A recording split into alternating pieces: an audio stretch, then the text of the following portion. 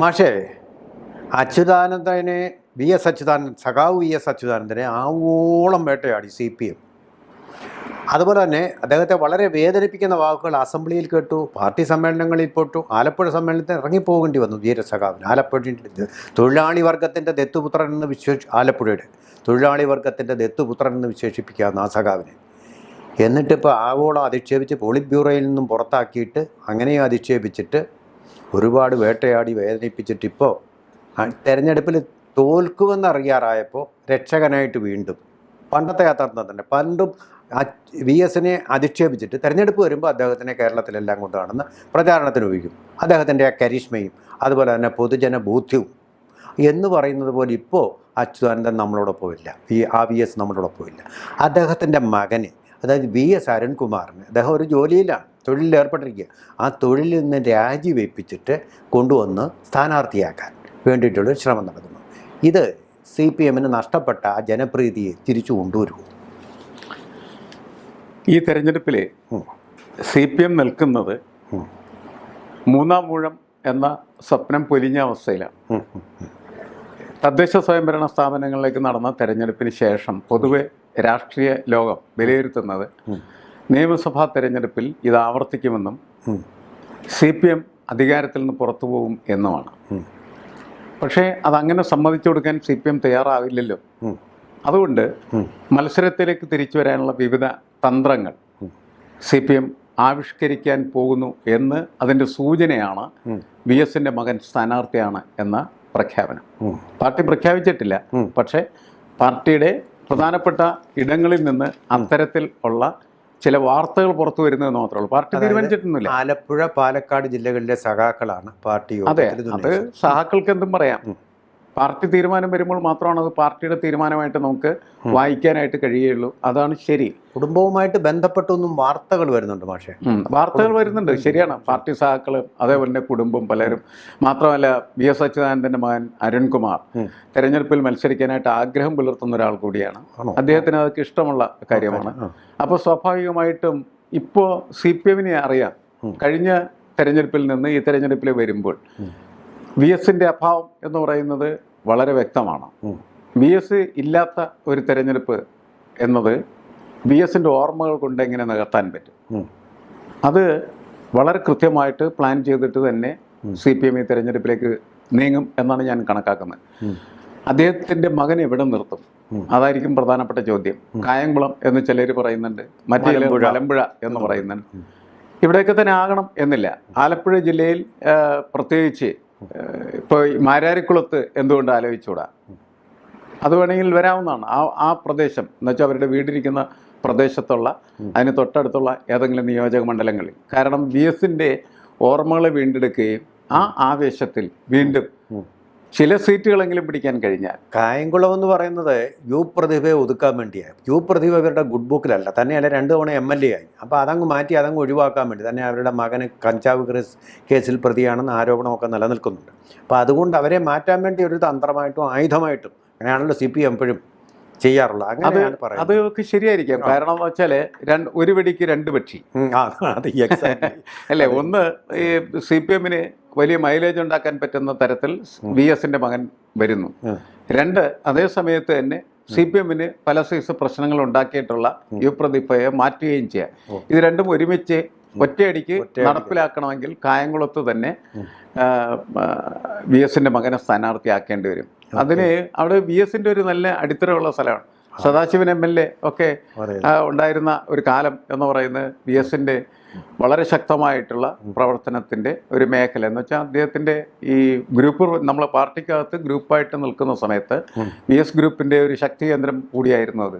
G Sudhakaran ഉണ്ടായിരുന്നു ഗ്രൂപ്പിലല്ലെങ്കിലും. അതപ്പോൾ അങ്ങനെ പല രീതിയിലും വേണമെങ്കിൽ അവിടെ ഒരു CPM ആക്ടിവേഷൻ എന്ന് പറയുന്നത് പോസിബിളാണ്. അതിനുള്ള സാധ്യതയുണ്ട് ശരിക്കും. ഓക്കെ. അപ്പോൾ അങ്ങനെ ആയിരിക്കണം മിക്കവാറും ഇതാലോചിച്ചിരിക്കും. മാത്രമല്ല ഈ തെരഞ്ഞെടുപ്പ് വളരെ നിർണായകമാണ് CPMനെ സംബന്ധിച്ച്.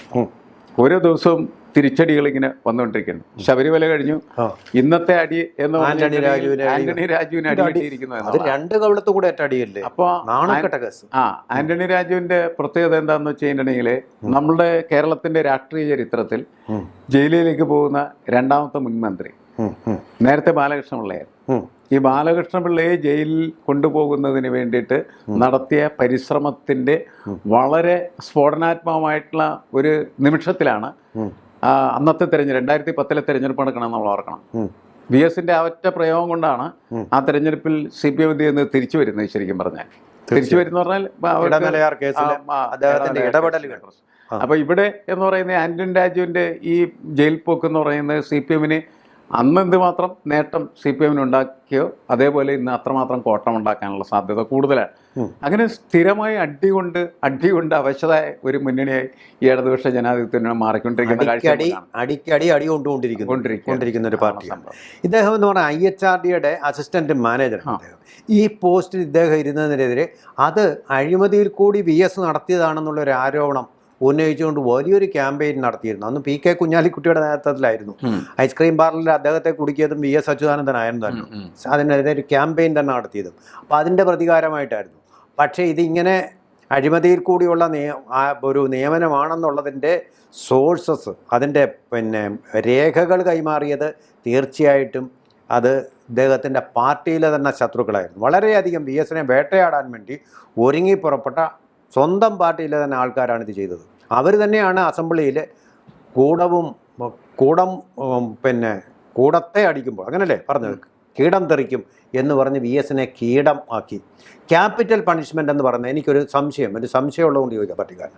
ക്യാപിറ്റൽ പണിഷ്മെൻ്റ് എന്ന് പറഞ്ഞൊരു പാർട്ടിക്കാരനോട് ഞാൻ ചോദിച്ചപ്പോൾ പറഞ്ഞത് ക്യാപിറ്റൽ പണിഷ്മെൻ്റ് എന്ന് പറഞ്ഞാൽ പാർട്ടിയിൽ ഭാരവാഹിത്വം ഒന്നും കൊടുക്കാതിരിക്കുക, അതിനാണ്, അല്ല തലവിട്ടുന്ന പരിപാടിക്കല്ല. അങ്ങനെയാണോ മാഷെ? ഞാൻ പാർട്ടി മെമ്പർ അല്ലാത്തതുകൊണ്ട് എനിക്കറിയില്ല. അല്ല, ക്യാപിറ്റൽ പണിഷ്മെന്റിന്റെ പ്രയോഗം എന്ന് പറഞ്ഞാൽ എന്താണ്? വധശിക്ഷ എന്നാണ്. രാഷ്ട്രീയ വധശിക്ഷയാണ്. പാർട്ടിക്കാരൻ എന്ത് വ്യാഖ്യാനം കൊടുത്താലും അന്ന് അത് പ്രയോഗിച്ച ആ സമ്മേളനത്തിൽ അതിന്റെ അർത്ഥം എന്ന് പറയുന്നത് VS-ന് രാഷ്ട്രീയ വധശിക്ഷ നിശ്ചയിക്കുക എന്നുള്ളതാണ്. അദ്ദേഹത്തെ രാഷ്ട്രീയ പ്രവർത്തനം എന്ന് പറഞ്ഞുവിടുക എന്നുള്ളതാണ്. അല്ലാണ്ട് മറ്റൊരർത്ഥം അതിന് കൊടുക്കുന്നതിൽ കഥയില്ല. പിന്നെ ഓരോരുത്തർക്കും ഓരോ വാക്കിനും ഇഷ്ടമുള്ള അർത്ഥങ്ങൾ കൊടുക്കാം എന്ന് മാത്രമേ ഉള്ളൂ. അവരൊക്കെ രാഷ്ട്രീയമായിട്ട് നമ്മൾ പൊതുവെ പരിശോധിച്ച് കഴിഞ്ഞിട്ടുണ്ടെങ്കിൽ VS അച്യുതാനന്ദന് രാഷ്ട്രീയ വധശിക്ഷ നിശ്ചയിച്ച സമ്മേളനമായിരുന്നു. പക്ഷേ VS അതിന് കീഴടങ്ങിയില്ല. VS അതിനെതിരെ പോരാടുകയും അതിജീവിക്കുകയും മുന്നോട്ട് പോവുകയും ചെയ്തു.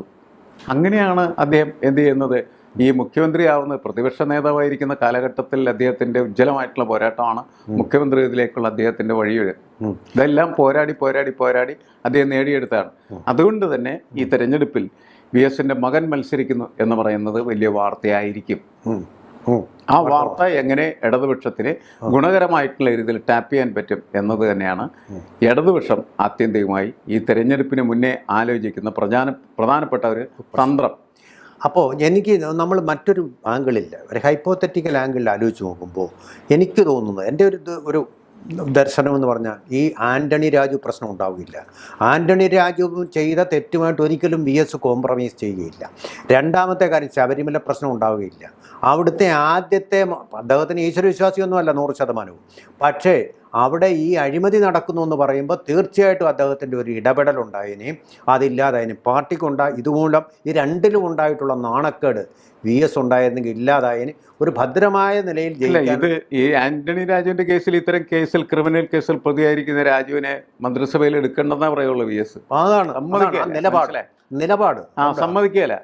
പക്ഷേ അത് ശബരിമല ഏത് അഴിമതി കേസിലായി കഴിഞ്ഞാലും വളരെ ശക്തമായിട്ടുള്ള നിലപാട് എടുത്താണ് VS മുന്നോട്ട് പോയിട്ടുള്ളത്. അതിൻ്റെ ഒരു സാധ്യതയാണ് പല ഘട്ടങ്ങളിലും ഈ ഇടതുപക്ഷത്തെ വീണ്ടും അധികാരത്തിലേക്ക് കൊണ്ടുവന്നിരുന്നത്. പത്മകുമാറിനെ ഒരു നിമിഷം പാർട്ടിയിൽ വെച്ചുകൊണ്ടിരിക്കത്തില്ല ഇങ്ങനൊരു കേസിൽ പെട്ടിരുന്നെങ്കിൽ. അപ്പോൾ CPIയുടെ പരാതി വരത്തില്ല. അതുപോലെ ജനങ്ങൾക്കിടയിൽ CPM-ന്റെ പോപ്പുലാരിറ്റിക്ക് ഇത്രയും ഇടിവ് സംഭവിക്കത്തില്ലായിരുന്നു എന്നുള്ളൊരു ദർശനമാണ്. തീർച്ചയായിട്ടും അത് ശരിയായിട്ടുള്ള ഒരു കാഴ്ചപ്പാടല്ലേ. കൂടുതൽ വാർത്തകളും വിശേഷങ്ങളും നിങ്ങളിലേക്ക് എത്താൻ ABC മലയാളം സബ്സ്ക്രൈബ് ചെയ്യുക, ബെൽ ബട്ടണും അമർത്തുക.